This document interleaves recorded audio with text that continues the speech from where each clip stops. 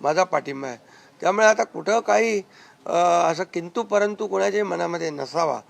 शेवटी मी मनमोकळेपणाने काम करणारा कार्यकर्ता आहे आणि म्हणून माझा निर्णय मी घेतला आहे.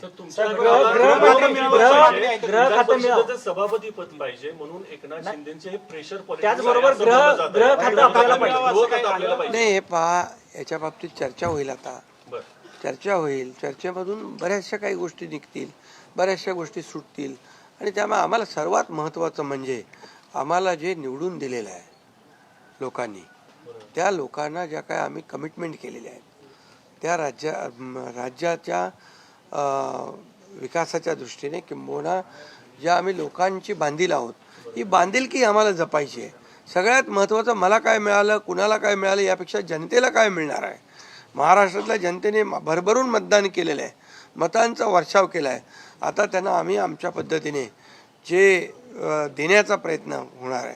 त्यामुळे यामध्ये लोकांच्यासाठी जे करायचं आहे ते आम्ही करणार आहोत. उपमुख्यमंत्री पदासाठी श्रीकांत शिंदेचं नाव समोर येते आपल्या गटाकडनं, ही गोष्ट खरी आहे का?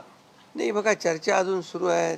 चर्चा खूप, आता तुम्हीच चर्चा करत असता, पत्रकार, तुमच्या चर्चा खूप जास्ती असतात.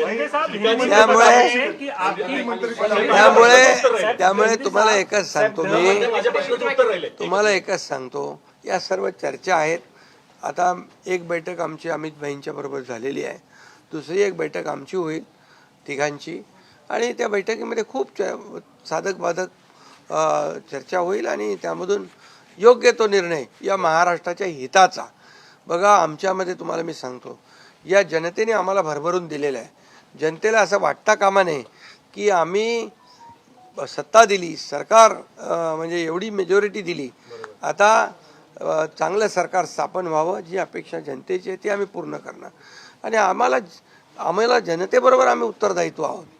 त्यामुळे लोक काय बोलतात, विरोधक काय, आता विरोधकांना काय काम राहिले का, काय राहिले बाकी?